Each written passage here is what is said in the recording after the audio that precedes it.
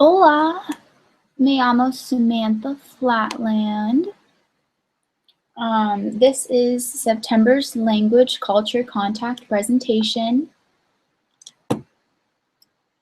For my hours for the language contact presentation, I did them over two different areas, I guess you could say. My first one was at a project that I'm doing for research. It involves a health intervention program, and then we also go into the homes and we take inventory of their food, both in their fridge and in their pantry, with the family. And then we also talk about different dietary habits that they have made or not made. Although I always go with the translator, who is a part of the project as well, and we go in pairs to do this. So all of my incorporation into this is done through a translator, which is part of why I'm also taking this class.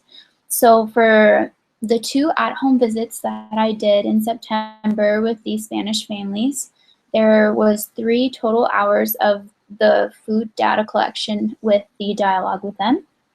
And then I also did 1 hour of Spanish with I teach like a health-based lessons to at-risk youth in the Phoenix community who are undocumented in the United States. So they're trying to learn English, but their English is not well. So I use a translator.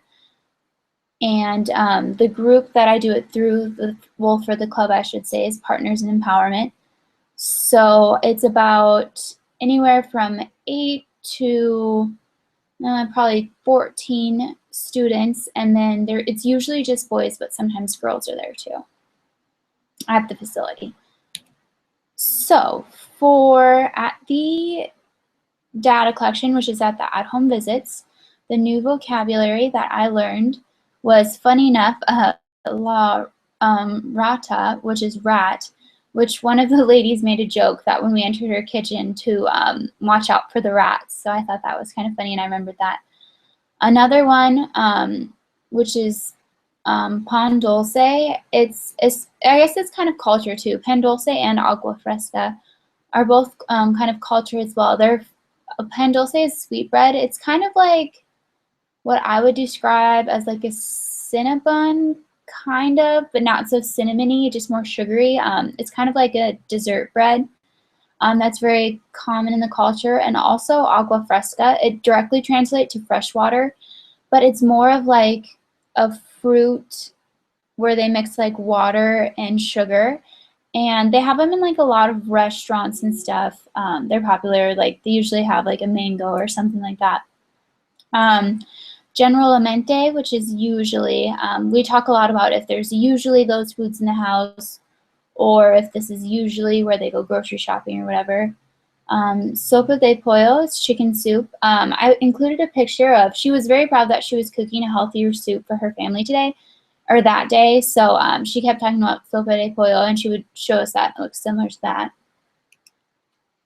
The cultural experience that I learned from this, in addition to the foods, which I already mentioned, it's a very welcoming atmosphere. They always made sure we were comfortable. They offered us water.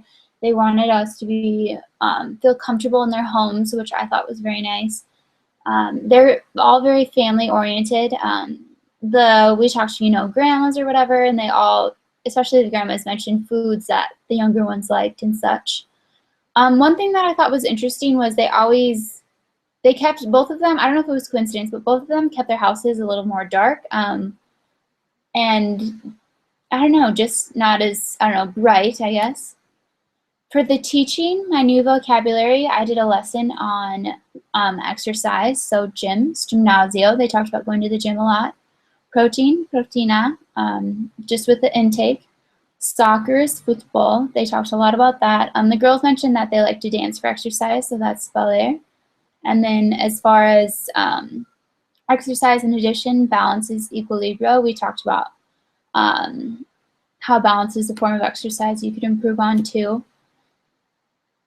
As far as the teaching cultural experience, they were all very polite and thankful, and like we had learned in the classroom setting, they were all very respectful and used different dialogue to the translators that spoke Spanish, like the Sioux, or they didn't use like to or things like that we discussed. And they really expressed their love for soccer. They said that where they're from, whether it be Mexico or Honduras or wherever, soccer is by far the most popular thing, and that's what they really love doing with their time. So in conclusion, I really increased my vocabulary on the health focus due to what I participated in. I want to be a dietitian, so that's very helpful for me. Also, I was able to incorporate the classroom setting. Like I said, they used a lot of like the Sioux, and they stayed away from the two when talking to elders, and they were very, very like respectful to the elders. And everyone that when I tried to speak Spanish to them is very cooperative, which I found very nice. Everyone's very appreciative when I do try to speak Spanish. But that is the end of my presentation. Thank you.